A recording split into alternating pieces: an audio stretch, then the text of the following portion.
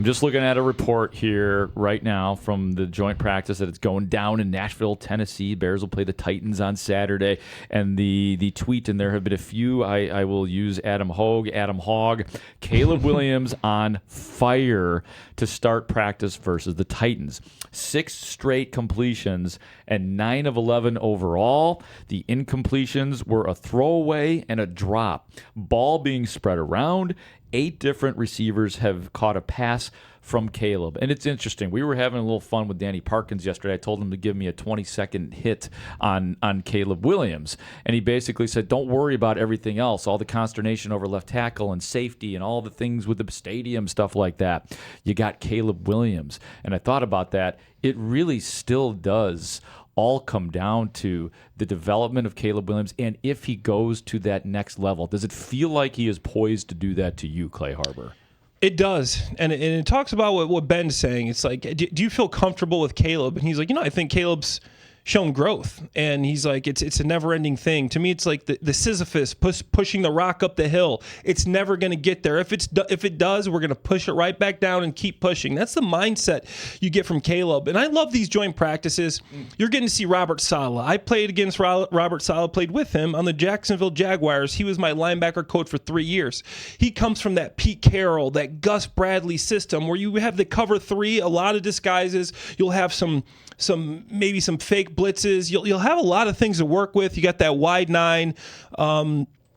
Very difficult to really decipher the coverage of a Robert Saleh defense. And that's what Ben Johnson's been talking about. He's saying that we want Caleb to take the next step in his coverage recognition. Yes. So if he's having success at these joint practices, what that tells me is he is recognizing coverage. Because Saleh, what he wants to do is confuse the quarterback, show him something, and then give him something else. Rush 4, wide 9, defensive ends, get some pressure. I know they don't have the craziest edge rusher, so you're probably not going to see much. You'll get to see Keldrick Falk. That was their draft pick. They got Jermaine Johnson. He's a solid edge rusher, but Jeffrey Simmons on the interior is the guy you look at there who's going to cause some problems. So I really like this joint practice, and I think you'll be able to see a lot. And obviously that left tackle competition is something we're going to look at, even if they don't have a big-name guy that's coming in. Here's something, too, as Adam Johns posted from the practicing. The Bears defense is still struggling with Titans receiver Carnell Tate. Well, many teams have. They are rotating in different defensive backs with Jalen Johnson and Tyreek Stevenson now as spectators. He forgot the word as, but yeah. Yeah, Carnell Tate. I mean, obviously, young guy. He's a rookie, but I mean, we all know what he can do. He's a first-round draft pick. A guy that I'm interested in seeing, and obviously, we're intrigued by that slot defender. Who's going to be our slot defensive starter? With Kyler Gordon, I don't know what he's doing. Picking dandelions if he's out there, probably. Maybe doing some treatment. I don't know. Sorry, Kyler Gordon. No hate from me. A little bit. Wan'Dale Robinson is a guy that is one of their good players. And Brian Dable, I had time with him. He was my tight end coach in New England with the Patriots. He loves getting the slot receiver the ball. So this will be a good test for Malik Muhammad. Can you guard a veteran, savvy vet, Wan'Dale Robinson? He's not the sexiest name, but this guy had over 1,000 yards last year. He had a big year with Cam Ward, who was just throwing grenades for half the season. He got better as the season went along. But with Dable, you know you're going to attack the slot. So I want to see, how does Malik Muhammad look against him? Is Jalen Jones back? Is he going to be in that competition? Maybe? Cam Lewis, is he safety? Is he playing slot? Right. So I'm looking forward to seeing that slot matchup as well. Wan'Dale Robinson, a good vet. How do they fare against him? Well, and they didn't fare well against him last year. When he was with the Giants, he had 6 catches for 62 yards. Wow. That's good for 10.3 per. And he was a name that, even though we remember it as the Bears got the Giants coach fired game, there was a bit of signs of life in that game as well. And he was a big part of that. So that speaks to exactly what you're talking about. And that's when they weren't as injured as they ended up being. I think we all have visions of what happened where Christian Watson's just having a field day. And then Jalen Johnson's ducking his head and having to go chase. Yeah, we don't expect to see that necessarily. But you're right about keying in on Robinson because we've seen it before with him specifically. Yeah, he's good. And Alik, I don't even know how to say his name, but he's a new guy too. They got some weapons over there, and their tight end room isn't very deep for the linebackers, but Brian Dable is going to put pressure on a defense. He loves the quarterback run game, and I think that's something you want to see with Kyler Gordon division. I'm not saying you're going to major in the quarterback run game, but he likes RPOs. He's going to take some vertical shots. Obviously, his run game is more inside zone, duo power counter. It's similar to the Ben Johnson run game. So this is a good matchup. This isn't the same Titans team from last year, finishing last in the AFC South. This team's got a new breath of life there. They've signed some big-time guys. You got Jeffrey Simmons. How do you handle him? Like you said, Carnell Tate. You got some players there, and more importantly for me is you got some good coaches. Like I said, Saleh, I've had time with him. I've had time with Dable. Both these guys, Dable's going to do motion shifts. He's going to do what he can to confuse you defensively.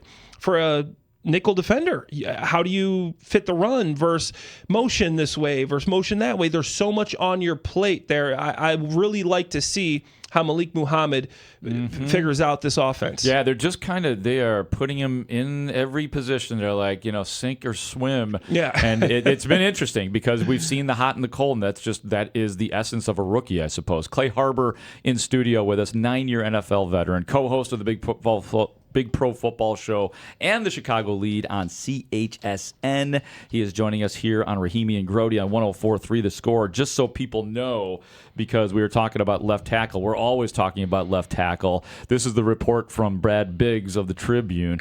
Braxton Jones has been working exclusively with the ones in this practice, and now Jedrick Wills, who was playing at left tackle with the twos, has left the field with athletic trainer Andre Tucker. I don't know if you have anything left in the tank as far as talking about the left tackle position is concerned, but it does feel like we're heading for a repeat of last year where it's sort of reluctantly we got to go with somebody, and it's going to be Braxton Jones.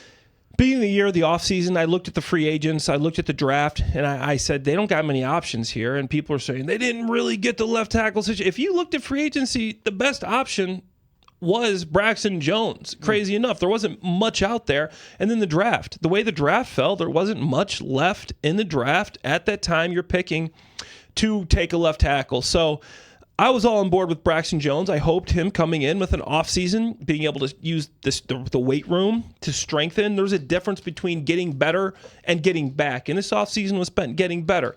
I think maybe he can still shake some of that rust off from last year, the injury. But it's not what you want. I don't think Ben Johnson wanted it to go this long. Theo and him both had some rough plays in that preseason game. I thought that Jedrick Wills actually had a decent game, and obviously he's leaving the field. Don't know exactly what's going on there. I thought he played a decent game. I'm not saying he's in that competition even, but I thought he outplayed Karan Amagaji. I think Karan's probably on his way out or to the practice squad, and this is a big week. This is a big week for Braxton, and obviously, like the edge rushers, you got Jermaine Johnson, Jacob Martin, Keldrick Falk.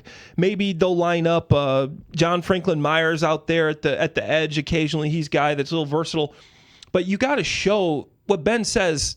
You want a guy that can block an edge rusher one-on-one, right? And everything else is gravy. Unfortunately, I don't think he's going to get that. But last year with Theo Benedict, when he came in, the Bears were 5-2. So I think Theo and Braxton probably are both better than they were last year. They're both younger players. So the worst case scenario, we're going to get a Theo Benedict, a Braxton Jones type player. So I don't think it's going to be that concerning to me because I know Ben Johnson is a guy that takes into account every player from the opposing team. He takes into account every matchup. If he sees a matchup, he goes, I don't like Braxton going against Micah Parsons. At me as a tight end, I come to the meeting room, hey, Clay, this week, you're going to be chipping. Don't worry about the football. You're chipping, you're hitting, you're annoying this edge rusher. We're sending a bunch of blockers at him. We're slide protectioning this way. We're moving the pocket on boots. We're doing everything we can to make sure that this guy does not ruin our game plan. We're going to run the ball straight at him so we can get double teams on him, 4 hands on this guy up to the linebacker. We're going to cut him. If we're sending zone away, we're sending a tight end backside to cut him. Ben Johnson knows all this. So I know there's all this concern and hoopla, but guys, this is the same players that you played with last year. I know Ozzie came in the end of the season, and I got to tell you guys something. Ozzie wasn't perfect. I'm hearing Ozzie. Ozzie wasn't perfect. You watch the game, he's getting the same type of chips and help that you're giving Theo and Braxton, and he was the same type of player. Obviously, he's a rookie, so you think he's got a higher ceiling, but coming off a torn patellar tendon, I don't think he's going to be a savior. Oh, we got Ozzie back. Let's just line him up against Micah Parsons or Jonathan Grenard that he's with the Vikings now, and he's just going to lock these guys down. No, it's not going to change that much. Left tackle, you got to trust Ben Johnson. And who's that left guard you got sitting right next to him? What's his name again? Oh, Joe Tooney. Joe Tooney. So, yeah, you got to trust Ben Johnson and Joe Tooney. And those aren't two bad guys to trust if you're asking me. Well, and I was one of the people who, Clay, wanted to know why consensus said Sam Roush would have gone later in the draft. I understand that. But if they really believe in him as the best blocking tight end in the draft, it would make sense as to why they wanted to draft him. They already knew Trapilla was out at that point with the patellar injury. And they already knew who their roster was around him. So it would make sense as to why they drafted him where they did based on what you're saying alone. Yeah, I think Ben had some, I don't know if we got those comments. He had some interesting comments about Sam Roush. He says, I've seen everything. You've seen the talent, you've seen the ability, but, maybe he's not come along as quickly. He goes, this is something that's not uncommon for a tight end because they have to know so much, especially in this offense. You're the Y, you're the F, you're the U. Sometimes you're even the Z if you're in 13 personnel. There's a lot of stuff you got to know for a tight end. That's why we're so smart, Layla, because we got to know the whole offense, right? So you got to do all these motions and shifts. Professional football players are smart. They have to memorize playbooks. Some do, some don't. If you're a D lineman, you can take your brain out and play that interior defensive line position. I'm sorry, you can. You want to say that to Grady Dexter? Grady Jarrett? Yeah, I can say it to both Dexter? of them. Yeah. I'm saying you slant left, you slant right. You might have to run a game. Okay, that's what we're doing.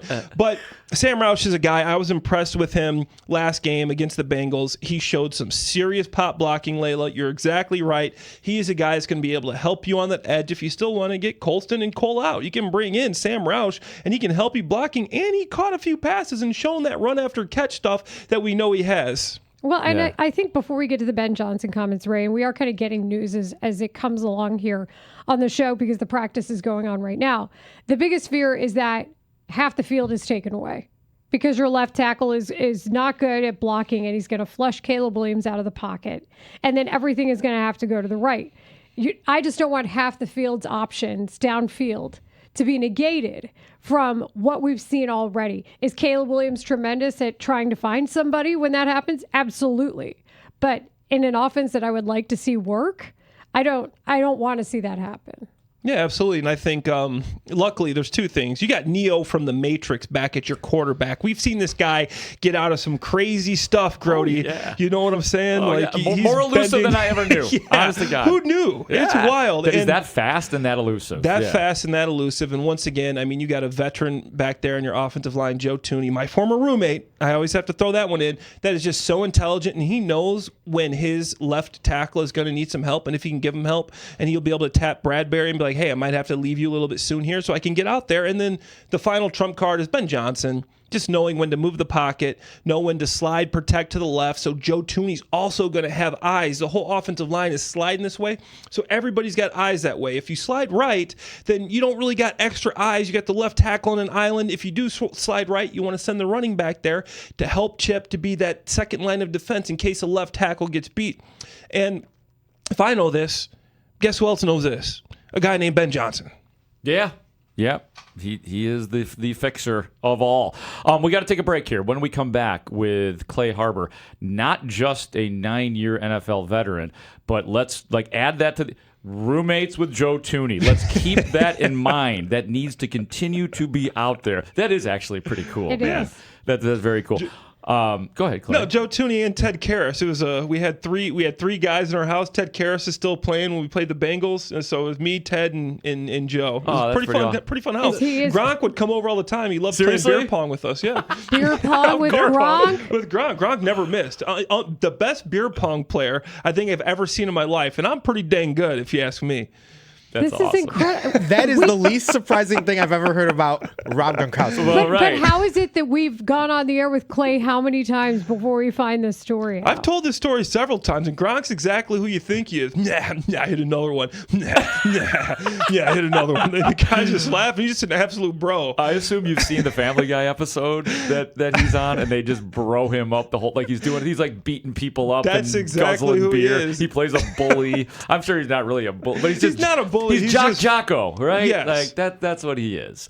Guys, this Bears joint practice, it's a fluid situation. It's all going down. Here's a couple of tweets for you guys. Some players came together after the last series for starters and team drills. Luther Burden, who was not doing team drills, he just came back from injury, got into some jawing with Jeffrey Simmons and Jermaine Johnson. Size advantage, Titans, it says. And then this from Patrick Finley. Xavier Thomas, the Bears rookie wide receiver, just tried to fight half of the Titans' defense. We're going to fight to the end. He's 7 pounds. What is he doing? These are Ben Johnson guys. What's he say he wants? He wants trained killers. He wants dogs. He wants guys that have that mentality. I don't have any problem with that. Go out there. That's how they play. You've seen Luther as a dude that's choking the Packer guy, and then he puts it as his profile picture the next week before they play the Packers. Pandering. That's the guy I want on my team. I'm sorry. Let's go. That's stone cold, actually. Like when you really consider it, that is cold, especially as a rookie. I love it. I love as a player. I love guys like that. And back when I was playing, back in my day, I loved a good fight. I mean, I couldn't get through a day without fighting someone. And people are like, "Oh, you're so mild mannered." Like on the field, you're a different person. I'm blocking to the whistle. I wanted to fight someone. Guess what? The coaches love that. They love the guy that's going to block to the whistle. That's going to do that extra, give that extra shove. And I love hearing that about a guy like Xavier Thomas, Luther Burden. That shows you they care.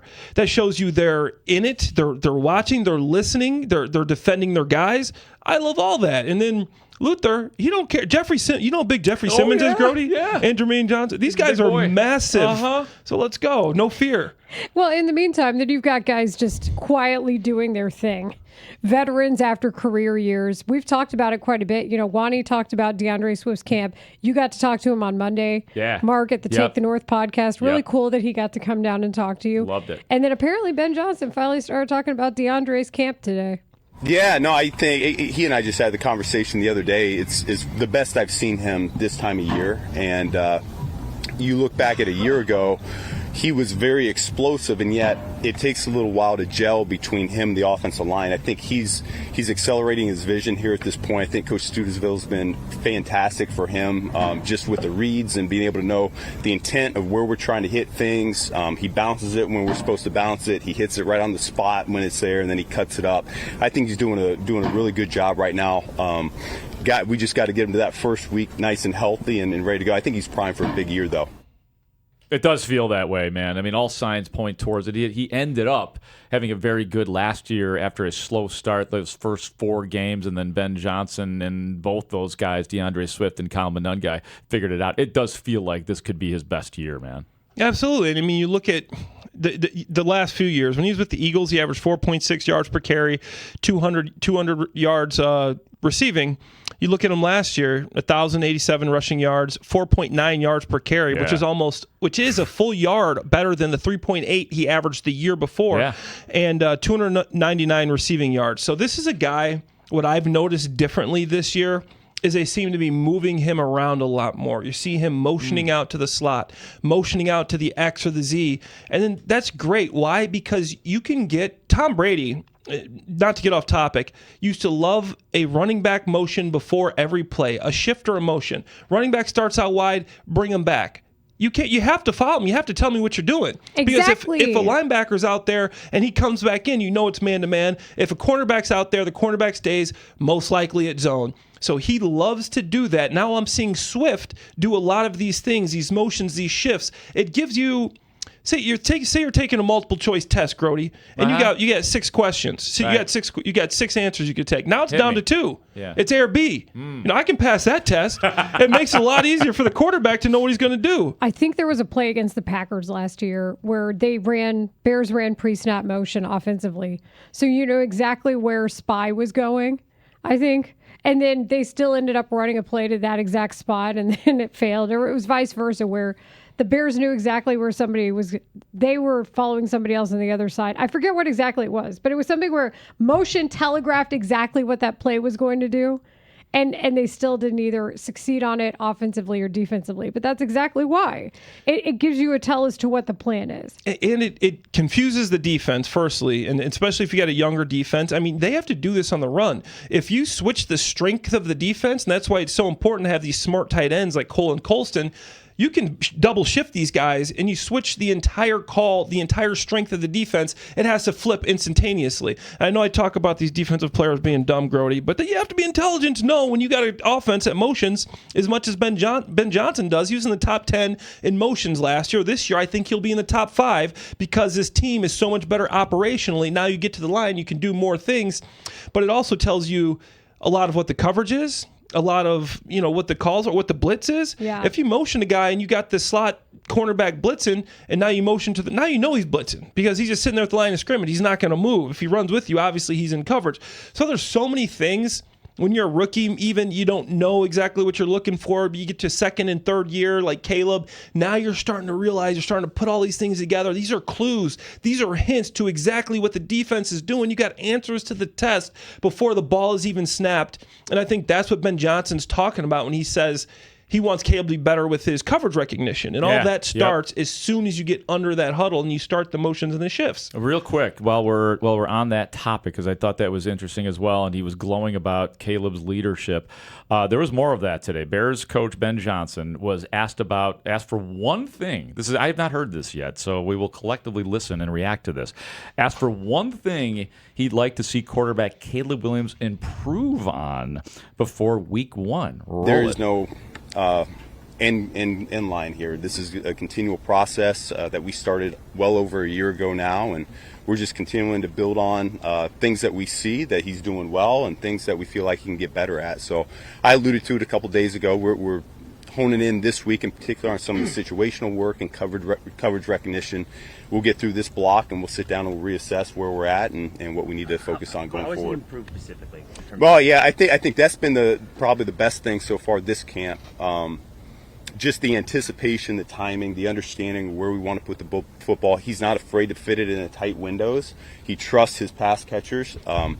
But a year ago, I think a lot of the things were foreign to him, and now you can tell he's got some banked reps, and he's able to anticipate where he wants to go with the football now. It's come a long way. This segment is being brought to you by AlmostFreeTeeth.com. Save on dental implants today. Rahimi and Grote on 104.3 The Score with Clay Harbor in studio. Say more about the coverage recognition and situational football that Ben Johnson is talking about right there. Yeah, it's huge for quarterbacks, and I've been with guys, obviously, I had a cup of coffee with the Patriots. I always tell you guys that, like Tom Brady was obviously the best at that. Drew Brees, being able to spend an off season and a couple of, in preseason with him, it's just incredible how much goes into what these guys see. Every motion, every snap, they want a motion or a shift, preferably by a running back or a slot guy or a tight end, because now you get to see, is a linebacker running? Is he moving? Is a safety moving? If a defender is moving with the player in motion, that means it's man-to-man. So now you can start limiting the type of coverages they're going to do. Is this going to be a 2-man? Is this going to be a cover 1? Is it a 0 blitz? You start eliminating things. If they don't run, it's a cover 2, it's a zone, it's a cover 3, quarters maybe, something on that nature. And then depending on where they're aligned, where they shift to, because with the motion, they're usually going to shift because they don't want to get out leveraged. There's a lot that goes into it. And the best quarterbacks can look at that and say, okay, we want to be in this play here. A lot of it has to do when you see the kills, the over, the opposite has to do with where the 3 technique is, where the defensive line, as far as a running game is concerned, is located. That's what a lot of the opposites in the running game have to do, is the defensive line. But then when you get to the pass game, a lot of it has to do with 1 high, 2 high safety. So a lot of your routes, when you see the change in the routes, you can't decipher a route between quarters, cover 2 with both 2 high safeties, 2 obviously very distinct coverages. 1 high, 2 high will really tell you what route you're running. What Brian Dable does, what Robert Saleh does, is he's really good at disguising his coverage. You'll get a cover 3 that looks like a cover 3. It's a quarters. You'll think it's cover 2. It's a quarters. You'll get late safety rotations. You'll get simulated pressures. So Caleb, working with a guy like Saleh on the defensive coordinator, he's obviously calling the defense, is going to be really good work. Ben's going to be able to see right away because Saleh's going to try to confuse you. His defense isn't anything crazy, but he's going to try to have confusion with late safety rotations, with things that make it so you don't know exactly where you're going to have to put the football. And one thing we see Caleb's really good at the end of games, 2-minute. A lot of times you don't see the confusing looks in the 2-minute drill because they have to sit back in the regular 2-man coverage, cover 2, their deep cover 3, and you don't get the variety you get in the beginning of the game. So a lot of the tricks and stuff go out the window, and that's sometimes when you see Caleb at his best. But now I feel like he's getting better at the coverage recognition of recognizing everything in the first quarter, the second quarter, not in the 2-minute drill, the end of the game. So I think that's where you're going to see the biggest improvement with Caleb this year is the understanding the coverages, and that's exactly what Ben Johnson's talking about. Well, and I think that's a younger player thing in general. You know, any of us who have spent time on sidelines, what do you hear a lot of really good, like potential filled younger players do? They're talking to each other on the bench about the tendencies that they see in somebody during a game and what they're doing. So I think it's a good thing that Caleb Williams saw tendencies that then led him to be successful late in games. You don't want the opposite where they're finding you out on the other side. Some of that comes down, though, to his just absolutely fabulous talent, too. The execution matters here. But the one thing that shows me, too, when you look at the difference, I don't got the numbers. I have them somewhere. You know I love my numbers, Grote. Illinois State, I went to Missouri State. People don't think we're numbers guys. That's right. We are. Don't underestimate us. Don't underestimate our state college ability. North Texas didn't do a ton of numbers, but I'm with you. I took stat. Yeah, unfortunately, I did too. I did not. I did stat and algebra. The difference between the Bears in the first half and the second half, some people will be like, oh, they just played better. Like, no, when you go into halftime, right, as a player, you only got 10 minutes. You don't got, like, halftime isn't that long. Right. By the time you get in the locker room, you take a pee, you get hydrated, maybe some pickle juice, maybe you get your Gatorlights, your Gatorade, whatever you do. I'd eat a banana and drink some electrolytes and I'd be ready to go. Maybe take a shot of espresso. Okay. All right. Then you sit at the board and they go, okay, this is what they're giving us. This is the defense. We thought they were going to come out and give us 5 down linemen. This game, they switched to 4 down linemen. They're giving us a wide 9. We think these runs are going to be good against that. We busted this one early in the game. We're going back to that early. Here's our top 5 plays that we're probably going to run when we go back out. Here are 10 plays that I guarantee you we're going to run before the game's over. And this is what you're going to see when you line up in this formation, this personnel group, this formation, this personnel group. So you get an idea. Each week, a team comes up with, okay, this is how we're lining into this formation, this personnel group. The defense is based off of your personnel. You got a guy like Colson Loveland, Cole Kmet. You don't know exactly what you're going to get. Are they giving us base? Are they giving us nickel? Are they going to play wide 9? Are they going to try to play over the top of us to give us tough releases? So there's a lot that goes into this. And when you go into halftime, you see what they're doing. Defenses can't switch up their whole game plan at halftime. So now as an offense, we know what they're doing. And then you've seen the Bears, they come back. They get ideas. They know they get answers for these questions. And I've been on teams where we don't make any adjustments. The Bears and Ben Johnson have been really good at the halftime adjustments, recognizing what to do when a team comes out and maybe tricks you a little bit and are not running what they usually do. That's because the Bears do got some different, some unique type of personnel with their tight ends and their receivers. So I think that's a strength of the Bears too. As we wind down this segment, last thing I have right now here, and we'll hopefully do one more segment with you. It's coming soon here, cut down day. NFL teams must finalize their roster cuts by Sunday, August 30th. That's this Sunday, the next Sunday in life, at 5 p.m. Chicago time. I think your says it all. It's not a fun day. No. I've been a part of. I've only been cut on final cuts once, and that was with the Eagles and Chip Kelly, and jerk. Yeah, and this was so. The story for me was I was a tight end under Andy Reid. I was a number 2 tight end for 3 years under Brent Selleck. Number 2 tight end. Yeah. He drafts a guy. It wasn't very good. His name was Zach Ertz, and then signs another big time free agent, James Casey, and then drafts another guy. So I went from being a 2 to being a 7 without taking a snap. Oh. Then they moved me to outside linebacker D end for all of OTAs. I'm playing outside linebacker defensive end. I'll send you guys the articles. You're way too smart to be playing that position. Exactly. Obviously. I'm trying to pass rush Lane Johnson and Jason Peters, Grody. How do you think that went? That's not the 40-year-old Not version. good. Yeah. I mean, it's good practice for you, I guess. It was good to see what the defensive ends and the linebackers were taught, and then they moved me to wide receiver. I was backing up to Sean Jackson and Jeremy Maclin and Riley Cooper, and then they're telling me they're going to keep me, lose some weight. I ended up getting down to like 220. I was the very last cut. There was 54 to 53. I was 54 to 53. They cut me. Then I ended up getting signed by the Jaguars in the waiver wire, which was a blessing in disguise. In the first play of that season for our team, I caught a 15-yard pass against the Kansas City Chiefs. Why that's relevant? Because Andy Reid, my former coach the year before, was on the Kansas City Chiefs. But it's a tough day. Yeah. You can get cut. You can get picked up like me.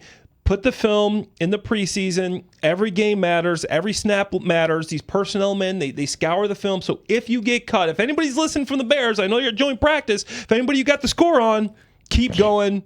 Try hard, work hard, play hard. Every snap matters.